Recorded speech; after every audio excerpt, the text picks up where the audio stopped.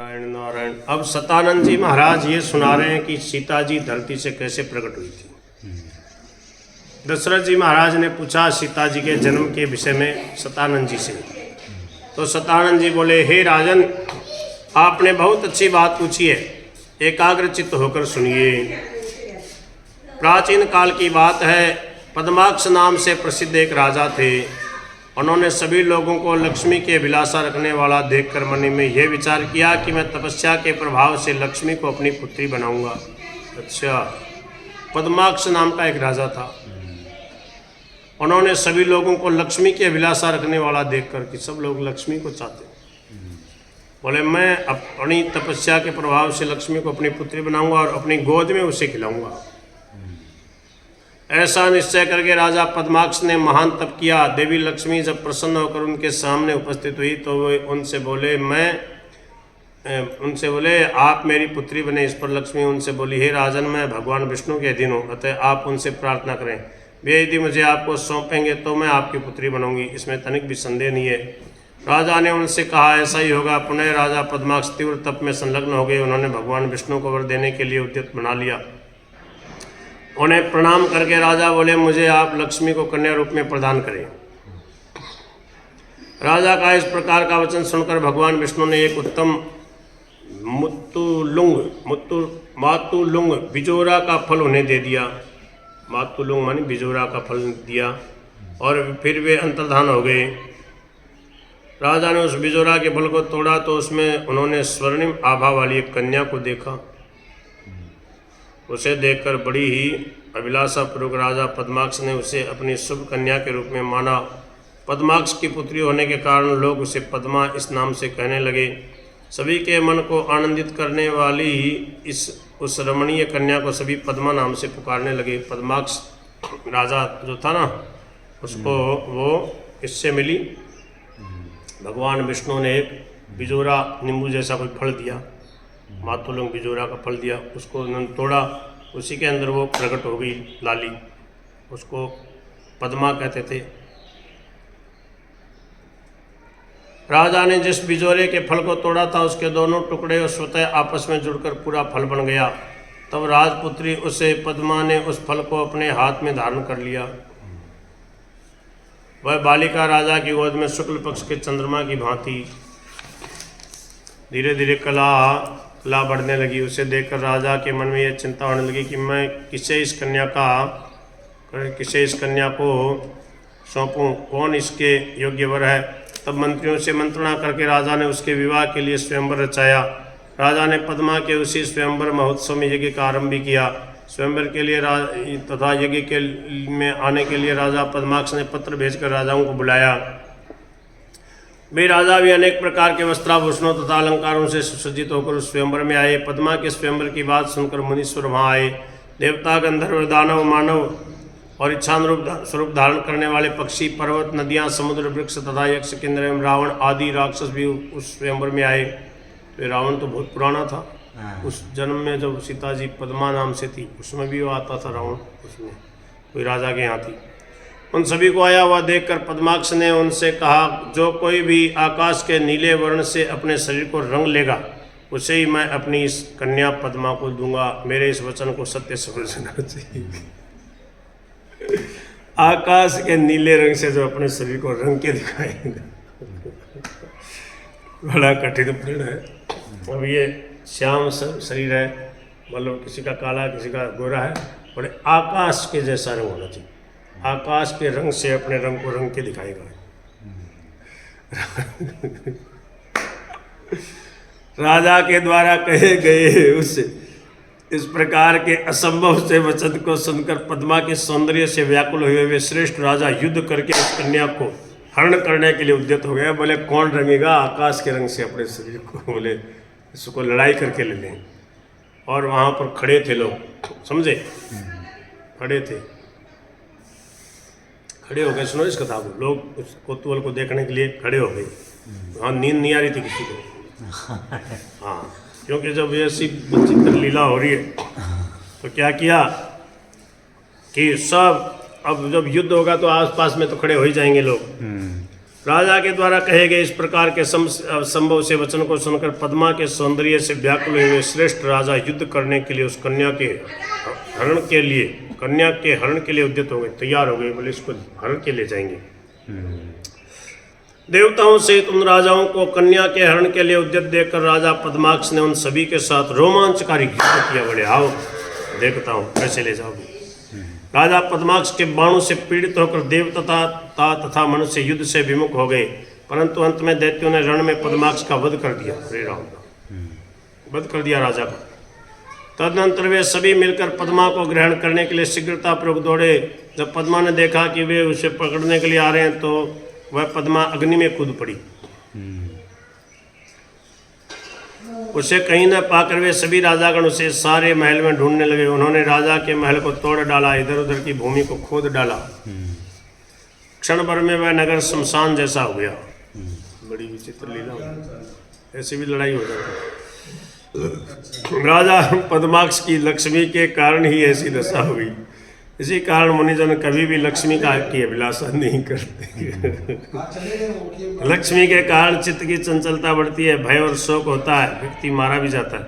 लक्ष्मी के कारण महान दुख उपस्थित होता है, अतः ऐसी लक्ष्मी का परित्याग कर देना चाहिए। युद्ध में पद्माक्ष के मारे जाने पर उनकी हजारों रानियां भयभीत होकर पति के साथ ही सती हो गईं। बाद में वे सभी दैत्य आदि भी अपने अपने निवास स्थानों को चले गए। एक समय की बात है, भगवान विष्णु की शक्ति से संपन्न वे पद्मा अग्निकुंड से बाहर निकलकर कुंड के समीप में ही बैठी हुई थी। इसी समय दशानन रावण पुष्पक विमान पर बैठकर संसार पर विजय प्राप्त करने के लिए आकाश मार्ग से इधर उधर भ्रमण कर रहा था। रावण के मंत्री सारण ने पद्मा को अग्निकुंड के बाहर बैठा हुआ देखा तो उसे रावण को दिखाते हुए वे कहने लगे, हे तात, पूर्व काल की बात है, जिस पद्मा को प्राप्त करने के लिए देवता तथा असुर आदि राजा पद्माक्ष के यहाँ स्वयंवर में गए थे, यह वही पद्मा है जो अग्निकुंड के समीप बैठी हुई है। मंत्री सारण का वह वचन सुनकर उसे देखते ही रावण काम मोहित हो गया। वह उसे पकड़ने के लिए शीघ्र ही पुष्पक विमान से कूद पड़ा। यह देखकर पद्मा पुनः अग्नि में प्रविष्ट हो गई। ये अग्नि वाला काम बहुत जोर का था, आग के अंदर घुस जाती।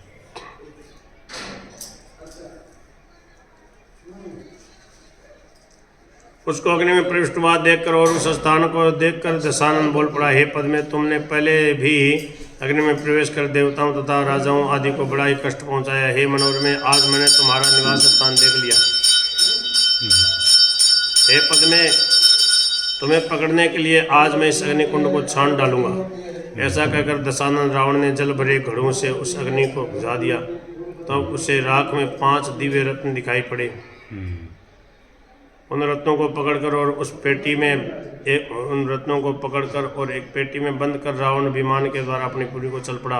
रावण ने भवन में आकर उस पेटी को देवगृह में रख दिया और रात्रि में एकांत में स्थित आसन पर बैठी हुई मंदोदरी से कहने लगे, हे मंदोदरी, तुम्हारे लिए मैं बड़े ही परिश्रम से दिव्य रत्नों को लाया हूँ, जिन्हें देखकर तुम्हें अत्यंत प्रसन्नता होगी। वे रत्न मैंने एक पेटी में बंद कर देवालय में रखे हैं, जाओ उन्हें ग्रहण कर लो। रावण का ऐसा वचन सुनकर मंदोदरी देवस्थान पर गई। वहाँ पेटी को देखकर उसे पति के समीप ले जाने के लिए वह उसे उठाने लगी, किंतु वह पेटी जमीन से हिल तक न सकी। राम राम। मंदोदरी अत्यंत लज्जित हो गई तथा रावण के पास लौट आई और पूरी बात उसे बता दी कि बोले वो पेटी तो मेरे से हिलती नहीं है। मंदोदरी का यह वचन सुनकर रावण हंसने लगा और स्वयं उससे लाने के लिए वहां गया। वह पेटी को उठाने लगा, किंतु वह पेटी नहीं हिली। तब रावण ने अपने 20 हाथों से उसे उठाना चाहा, तथापि वह तनिक भी नहीं हिली। तो आश्चर्यचकित हुआ रावण भयभीत हो उठा। तदनंतर रावण ने उस पेटी को खोला तो उसने पेटी के अंदर एक कन्या को देखा, रत्नों की जगह, जो सूर्य के समान प्रभा से प्रकाशमान थी। उस तेज को देखकर राक्षसों की आंखें चौंधिया उठी। उस मनोहर कन्या को देखने के लिए रावण के बंधु बांधव तथा पुत्र आदि वहां आ पहुंचे। तब रावण ने मंदोदरी को युद्ध संबंधी तथा किस प्रकार वह कन्या प्राप्त हुई, सारा समाचार बताया। रावण ने राजा पद्माक्ष के विषय में भी संपूर्ण वृत्तांत बताया। यह सुनकर भयभीत हुई मंदोदरी ने क्रोध करते हुए रावण से कहा, यह कुलघातनी है, भयंकरी है। इसके विषय में सब कुछ जानते हुए भी आप इसे लंका में क्यों ले आए? ये दुष्टा कुल का विनाश करने वाली है, इसे शीघ्र ही वन में छोड़ दीजिए, इसको यहाँ मत रखिए, आपका विनाश करने के लिए आई है। ये बचपन में ऐसी है तो युवा होने पर न जाने क्या करेगी।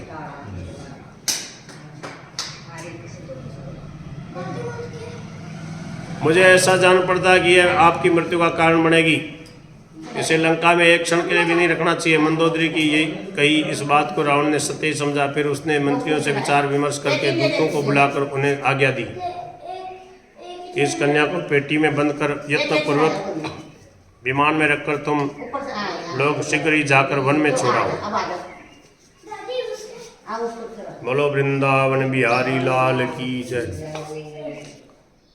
तदनंतर उन सभी राक्षसों ने मिलकर उस पेटी को पुष्पक विमान में रखा और उसे लेकर फिर वे आकाश मार्ग से चल पड़े। लेवसा सब ने कहा, मंत्रियों ने भी कहा, इस पेटी को छोड़े आओ तुम। तो उस पेटी को पुष्पक विमान में रखा। ऐसे पैदल थोड़ी जाता था रावण, पुष्पक विमान में बैठ के जाता था। तदनंतर उन सभी राक्षसों ने मिलकर उस पेटी को पुष्पक विमान में रखा और उसे लेकर वे आकाश मार्ग से चल पड़े। आकाश मार्ग से चल पड़े। बोलो भक्तवत्सल भगवान की। रावण की पत्नी मंदोदरी ने उनसे उस समय कहा कि देखने मात्र से वध करने वाली इस कन्या को तुम लोग भूमि के भीतर गाड़ देना, बाहर न दिखाई दे। लो मंदोदरी ने कही थी ये बात, क्या जमीन में गाड़, बोले जमीन में गाड़ देना, ये दिखनी नहीं चाहिए। जो गृहस्थाश्रमी होने पर भी विजितेंद्रिय हो, उसी के घर में यह शुभानना वृद्धि को प्राप्त होगी। संपूर्ण चराचर जगत को जो आत्म, अरे मैया राम राम, आप भजन करने आते हो कि विक्षेप करने? शांति से क्या करो, चुपचाप, बच्चों को मत लाया करो। इन बच्चों को क्यों लाती हो तुम? चुपचाप खुद कर जाओ, अल्लाह कर रहे हो। बोलो भक्तवत्सल भगवान की जय। जो गृहस्थाश्रमी होने पर भी विजितेंद्रिय हो, उसी के घर में ये शुभानना वृद्धि को प्राप्त होगी। संपूर्ण चराचर जगत को जो आत्मस्वरूप समझेगा, उस पुरुष के घर में ये चिरकाल तक रहेगी, इसमें कोई संशय नहीं है। मंदोदरी के इस प्रकार के वचन को सुनकर ज्यों ही दूत उसे, बताओ, मंदोदरी को के इस प्रकार के वचन को सुनकर ज्यों ही दूत उसे लेकर चलने को उद्यत हुए, उसी समय वह कन्या बोल पड़ी, इस समय तो मैं जा रही हूँ, किंतु राक्षसों का वध करने के लिए और मंत्रियों तथा पुत्र सहित दशानन रावण का वध करने के लिए मैं पुनः आऊंगी। बोलो भक्तवत्सल भगवान की। वो कन्या बोली, ठीक है, तुम मेरे को जमीन में गाड़ दो भले, पर इस समय तो मैं जा रही हूँ, किंतु राक्षसों का वध करने के लिए और मंत्रियों तथा पुत्रों सहित दशानन रावण का वध करने के लिए पुनः आऊंगी। पुनः तीसरी बार आकर निकुंभ पुत्र पौंड्रक तथा 100 सिर वाले रावण को मारूंगी। निकुंभ पुत्र पौंड्रक और 100 सिर वाले रावण को मारूंगी। पुनः चौथी बार आकर कुंभकर्ण के पुत्र सूरवीर मूलकासुर को मार डालूंगी। उस कन्या का इस प्रकार का वचन सुनकर रावण का हृदय विद्ध हो गया। वे सभी राक्षस भयभीत होकर शव की भांति हो गए। शव का मतलब मुर्दे की तरह, बोले मारेगी हमारे को। रावण यह सोचने लगा कि इस बालिका को आज ही मार डालना चाहिए। तब रावण सुतीक्ष्ण खड्ग लेकर पद्मा को मारने के लिए दौड़ पड़ा। कन्या को मार डालने के लिए उद्यत देखकर मैं कन्या मंदोदरी ने रावण को रोका और कहा, आयु शेष रहने पर भी आप आज ऐसा साहस मत करें, ऐसा करने से आपका अवश्य वध हो जाएगा। मेरा वचन मिथ्या नहीं होगा, आगे जो होने वाला होगा वह तो होकर ही रहेगा। अतः इस समय आप इसे वन में छुड़वा दें। कालांतर में होने वाली मृत्यु को आप आज ही क्यों होना देना चाहते हैं? भार्या मंदोदरी के वचनों को सुनकर रावण मौन हो गया। तब वे दूत पुष्पक विमान से उस पेटी को शीघ्रतापूर्वक ले चले। मिथिला के सभी वनों को देखते हुए उन सभी ने उस पेटी को वहीं पर जमीन में गाड़ दिया, मिथिला के वनों में। तदनंतर रावण के वे दूत लंका को लौट आए और जिस प्रकार से उन्होंने मिथिला में वह पेटी जमीन में गाड़ दी थी, वह सब वृत्तांत बतलाया। विदेहराज जनक ने वह भूमि जहाँ पर पेटी गाड़ी थी सूर्य ग्रहण के अवसर पर एक ब्राह्मण को दान में दे दी। जहाँ वो पेटी गाड़ी थी ना, अब उसको पता तो था नहीं जनक जी को कि यहाँ कुछ गड़ा हुआ है। उन्होंने कहा भाई ये पंडित जी आपने बढ़िया पूजा वगैरह कराई, सूर्य ग्रहण के अवसर पे ब्राह्मणों को दान देना चाहिए, लो ये इतनी भूमि आपकी। तदनंतर ब्राह्मण ने उस भूमि को जुतवाने का विचार किया। जमीन जुतवाने का अच्छा मुहूर्त देखते देखते कई वर्ष व्यतीत हो गए और जब शुभ मुहूर्त प्राप्त हुआ तो ब्राह्मण ने खेती करने के लिए सेवक द्वारा उस भूमि को जुतवाया। जोतते समय हल्के अगर भाग फाल से वह पेटिका बाहर निकल आई। उसे पकड़कर वह व्यक्ति भूमि के स्वामी उस ब्राह्मण के पास चला आया। वह उस पेटी को खजाने का गड़ा धन समझकर बड़ी प्रसन्नता से उस द्विज से बोला, हे द्विज, आपने जिस मुहूर्त में मुझसे खेत जुतवाया था वह बड़ा ही शुभ मुहूर्त था। आप महान भाग्यशाली हैं। हल्के फाल से निकली हुई इस पेटी को आप ग्रहण करें। इसमें रखे हुए धन से अत्यंत भारी इस पेटी को मैं बड़े प्रयत्न से उठाकर लाया हूँ। तब उन श्रेष्ठ द्विज ने उस पेटी को ग्रहण किया। वे उस पेटी को लेकर राजा जनक के दरबार में गए और पेटी को प्रसन्नतापूर्वक उन्हें दे दिया और पेटी प्राप्त होने का सारा समाचार भी उन्हें बता दिया। यह सुनकर राजा जनक ने बड़ी आदर भाव से उनसे कहा, हे ब्राह्मण, वह भूमि मैंने आपको दान में दे दी है। यह पेटी भी उसी भूमि से प्राप्त हुई, अतः यह पेटी भी आपकी ही है। विदेहराज जनक के वचनों को सुनकर वे ब्राह्मण पुनः बोले, हे राजन, आपने पूर्व में मुझे केवल भूमि ही दान दी है। इस धन से परिपूर्ण पेटी को तो आपने मुझे नहीं दिया था। भूमि के अंदर जो गड़ा धन रहता है वह राजा का ही होता है, इसमें कोई संशय नहीं है। मुझे अधर्म स्पर्श न करे, अतः इस पेटी को आप ही ग्रहण करें। बताओ कैसे ईमानदार लोग होते थे। आज का जमाना होता तो कोई थोड़ी ले जाता है। वो बताते ही नहीं। हाँ। इस प्रकार राजा का उस ब्राह्मण के साथ अत्यधिक विवाद होने लगा। तब सभा में उपस्थित सभासदों ने राजा से कहा, राजन, विवाद करने की आवश्यकता नहीं है, पहले इस पेटी को खोल कर तो देखिए इसमें क्या है। तब उन श्रेष्ठ राजा ने दूतों के द्वारा उस पेटी को खुलवाया। उस पेटी के अंदर एक कन्या को देखकर राजा अत्यंत विस्मित हो उठे। तदनंतर वे ब्राह्मण अपने घर को चले गए और राजा उसे अपने भवन में ले आए। ले जाकर उसका पालन पोषण करने लगे। उस समय आकाश में देवता बाजे बजाने लगे। राजा तथा उस कन्या के ऊपर पुष्पों की वर्षा होने लगी। गंधर्व गीत गाने लगे। अप्सराएं नृत्य करने लगी। राजा जनक उसे अपनी कन्या समझकर बहुत ही आनंदित हुए। अब उन्होंने ब्राह्मणों द्वारा उसका जात कर्म संस्कार करवाया। ब्राह्मणों को अनेक प्रकार के दान दिए। मातुलुंग बिजोरा जो नींबू होता है, मातुलुंग बिजोरा नींबू फल से प्रकट होने के कारण वह कन्या मातुलुंगी नाम से प्रसिद्ध हुई। अग्नि में निवास करने के कारण अग्निगर्भा और रत्नों में निवास करने के कारण संसार में रत्नावली यह नाम पड़ गया। चूँकि वे धरणी से उत्पन्न हुई थी इसलिए धरणीजा भी उसका नाम हुआ। राजा जनक के द्वारा पालित होने से जानकी यह नाम पड़ा। हल्के फाल शीत से निकलने के कारण वह सीता नाम से जानी जाने लगी और पूर्व में राजा पद्माक्ष की कन्या थी इसलिए पद्मा कहलाई। कई नाम। हे राजन, इस प्रकार से सीता के अनंत नाम है। आकाश के समान नील वर्ण के शरीर वाले श्री राम ने इन जानकी को प्राप्त करके राजा पद्माक्ष की प्रतिज्ञा को सफल बनाया है।